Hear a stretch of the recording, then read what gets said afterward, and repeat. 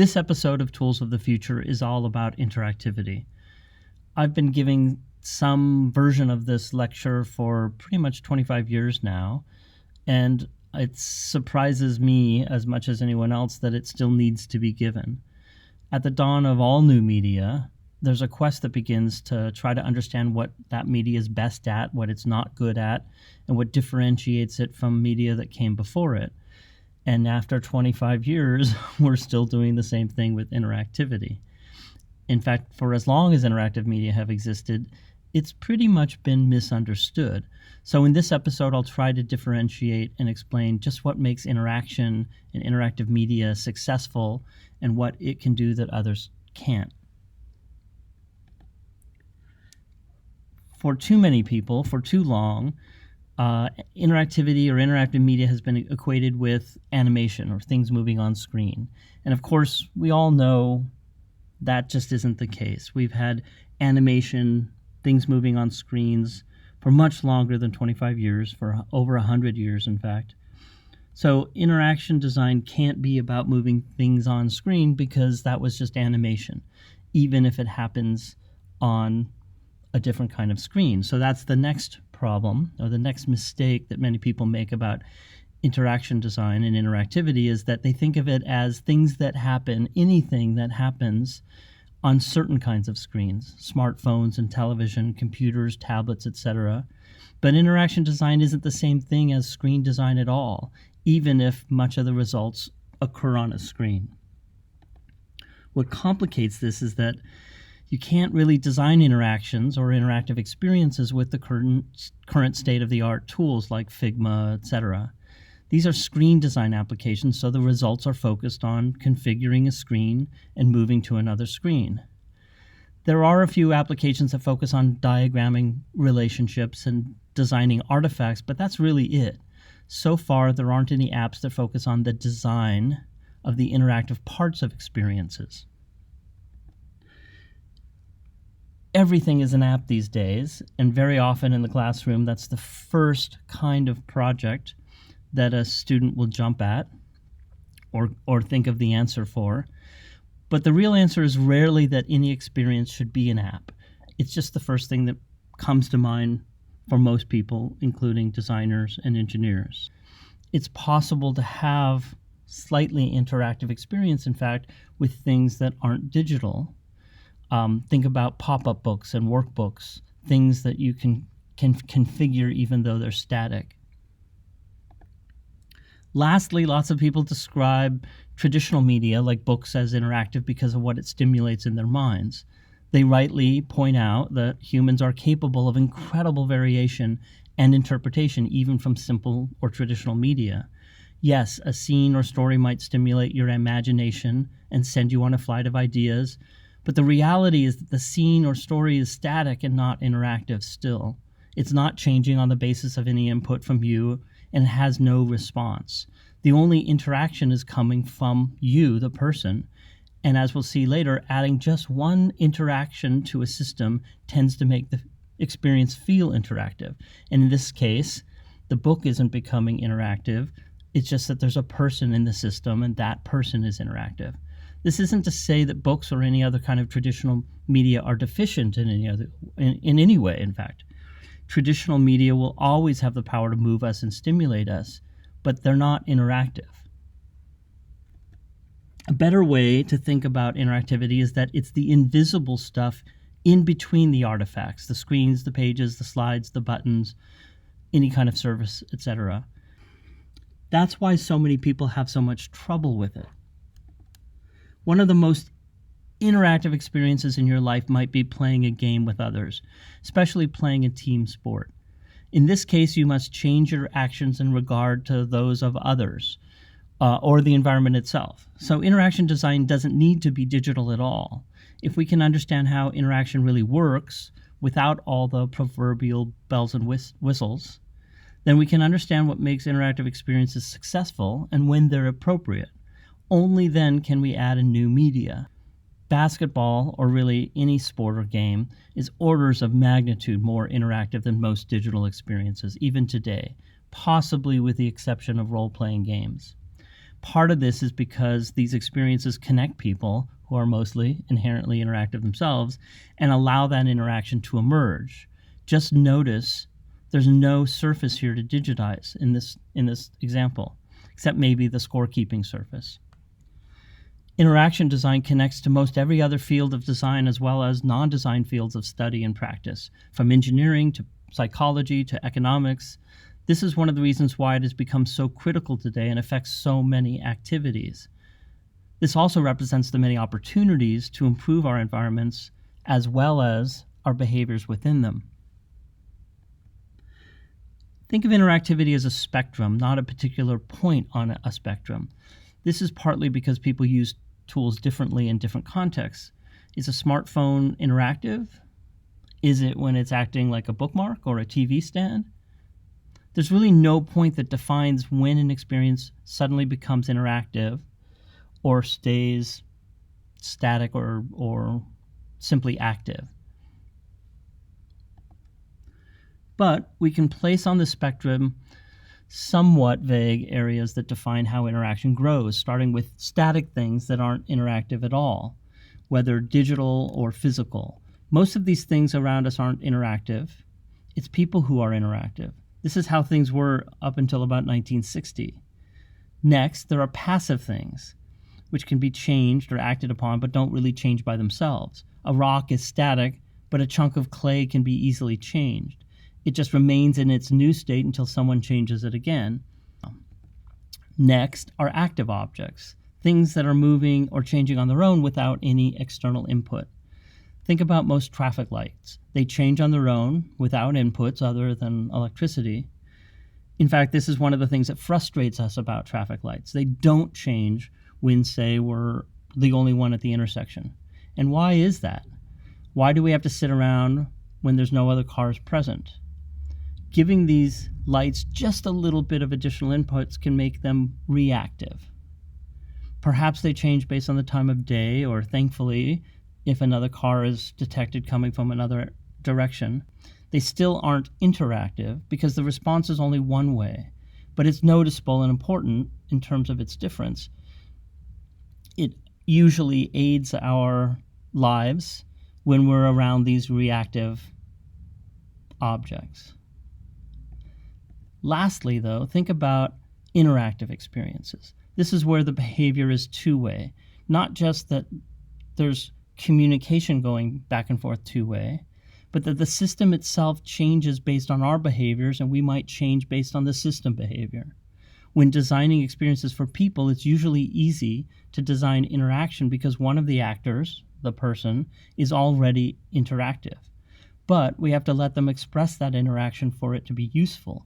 Otherwise, people get frustrated with non-interactive experiences in a context that really should be interactive.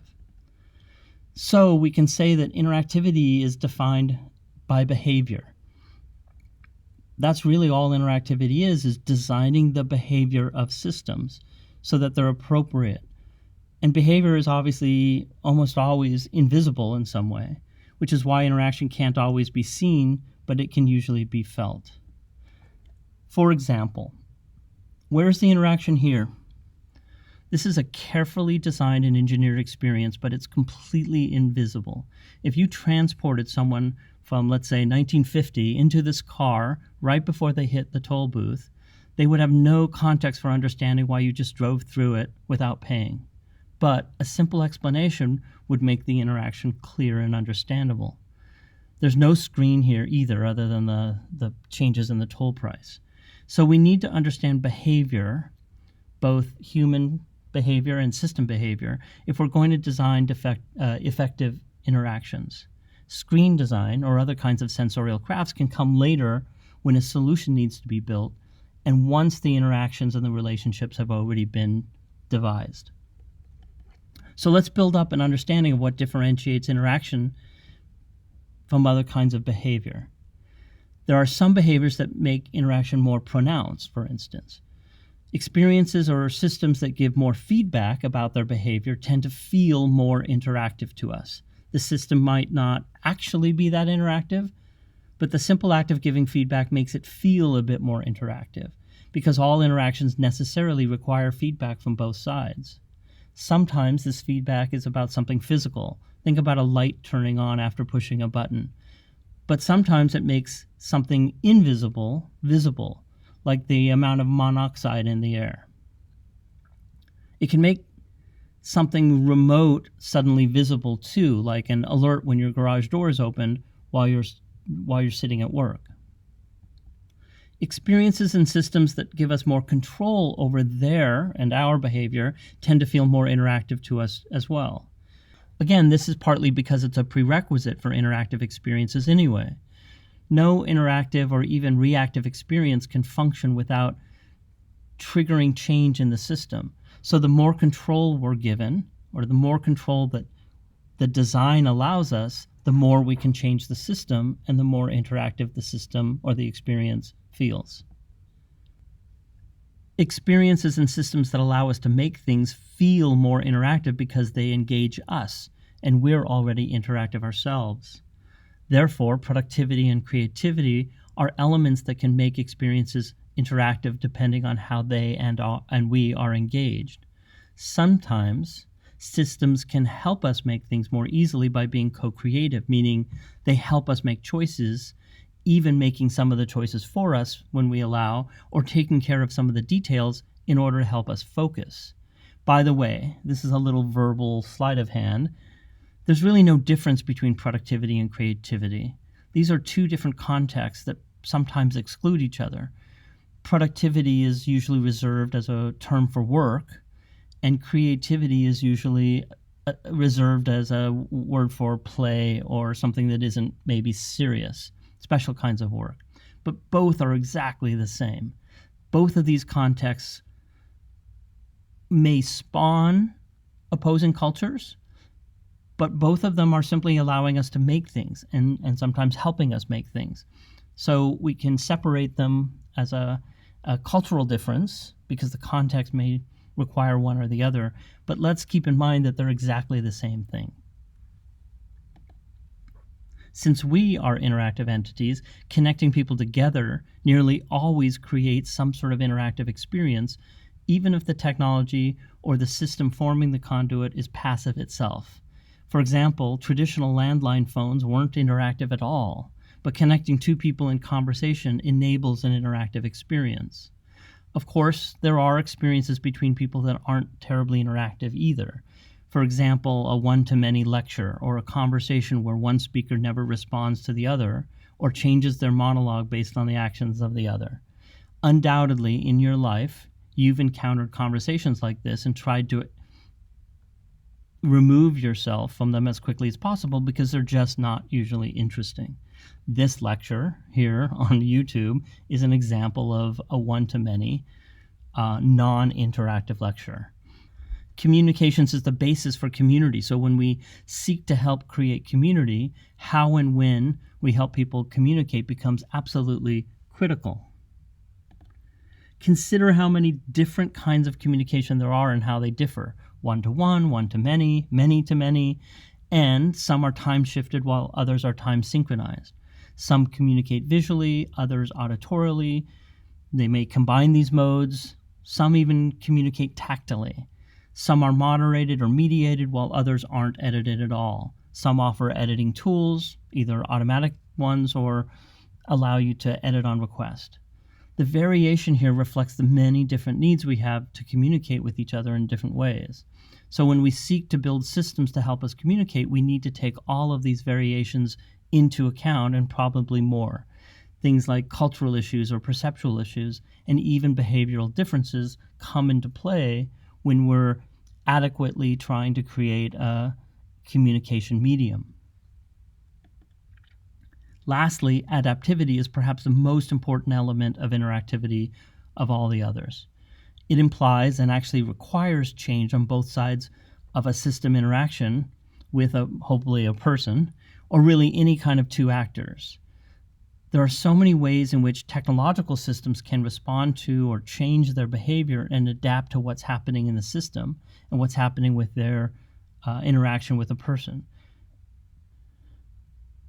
Taken together, these are some of the most important elements that make systems feel and be more interactive. There are others too, but these are the most important ones. So one of the first things you should consider when creating an experience you think should be interactive is to consider each of these components and how the design response you're imagining can be enhanced at each level. Are there activities to make the response more adaptive? If so, to what kind of behaviors and in which ways? Should the system make things visible? Should it make things invisible become visible, or vice versa? And if so, which ones and why? What should it allow people to control or not control? The point of this exercise isn't to dial up interactivity on each of these spectra, at least not to the highest degree, over to the right. The point is to consider each element and design a system that has the right mix of these components. It's possible that people shouldn't have much control over an experience, for instance, or perhaps less feedback might be better, especially if people can't do anything about it anyway. You may even find that it's not appropriate for the experience to be interactive at all. That's perfectly fine. But all of these decisions should be considered, all of these elements. We shouldn't be knee-jerk about trying to dial everything up to 11. For example, technology has allowed us to make movies in theaters interactive, though really only a little bit. But so far, most audiences aren't really interested because directors and producers haven't yet found anything particularly satisfying to do with that interaction. That doesn't mean interactive films won't ever be a thing, but that for now, they'll never really be successful until they're designed around these components, that all of these elements are considered. All experiences, whether they're digital or not, can be plotted in a space defined by these 6 components. Here I've combined some of them because they interact together in complementary ways. And this is an old diagram and really deserves to be updated. But we can begin to see how different media and devices spread across these components of interactivity. And we can place whatever we're designing somewhere in this space that feels appropriate or meets the requirements and the objectives that we're trying to get to. This finally brings us to interaction design, the process of creating experiences that allow people to interact either with a system or device or with another person. The assumption is that both actors are interactive, but that's not always the case. Interaction is all about how we can change system behaviors that respond to relevant and various data in appropriate ways for people. Interaction design is primarily a designed response system or activity to make things appropriate for people. Interaction design with information design, which I'll discuss in another episode, allows us to use various design crafts to create interactive systems.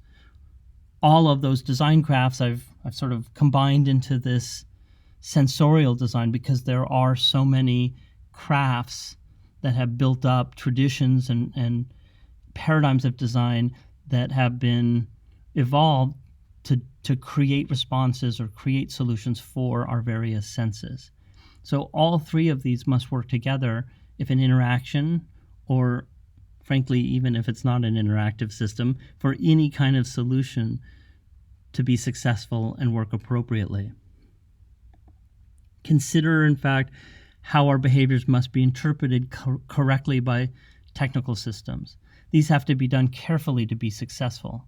There's so many ways that we might trigger a response in a system, and there are way more ways to do this than maybe the traditional input devices have been for computers and computerized media so far. Likewise, consider how technical systems can communicate to us. In fact, our systems today are still pretty primitive compared to how easily we communicate with other people, for example. But this emphasizes the importance of the design crafts, since all of a system's intended behaviors ultimately must be communicated through our senses. We just shouldn't leave all of our senses at the door. I understand that now, currently, most technological devices primarily communicate with us in 2 ways, through our eyes and through our ears. More and more, we're building systems that might communicate through a sense of touch.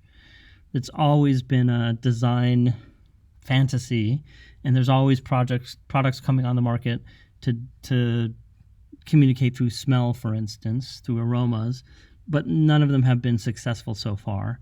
And for the most part, we haven't seen technological systems that try to communicate through taste. I'm sure we'll probably see some examples, though.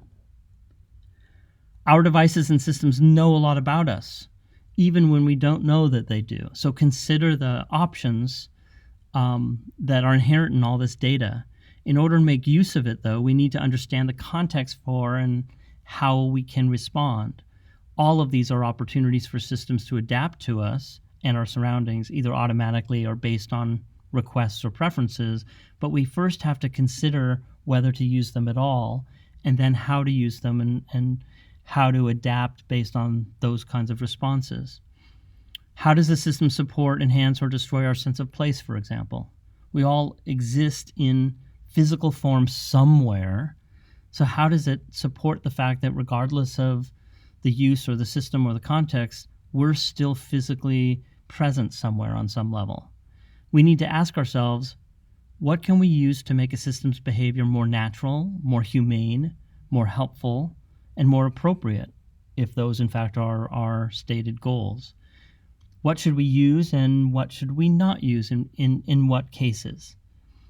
There are myriad opportunities and possibilities if we only consider them, but too often designers, engineers, project managers, etc., just consider a few of these opportunities and really only imagine them being used in the same ways that they see other products and services being used.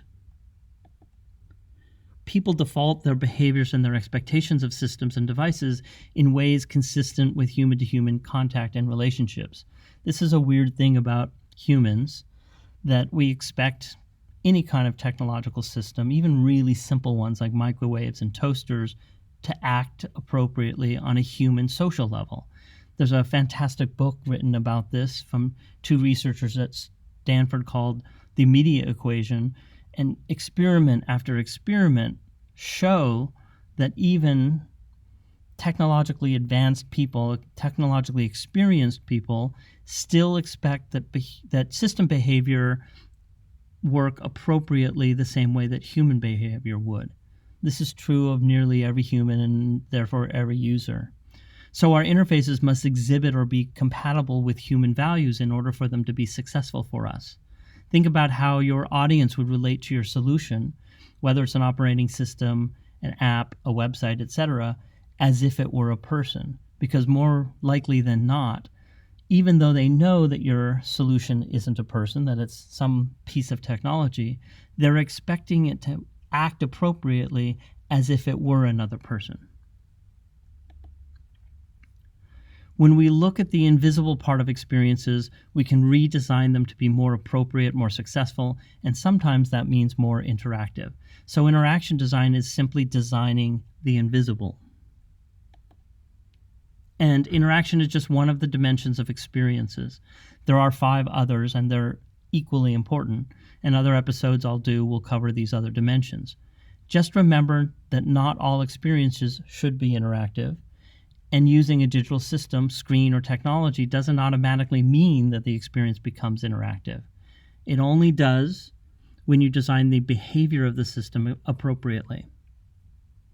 That's it for interaction design. Of course, this is just an introduction. There are more details about how these observations and decisions interact with other disciplines, but this should get you started.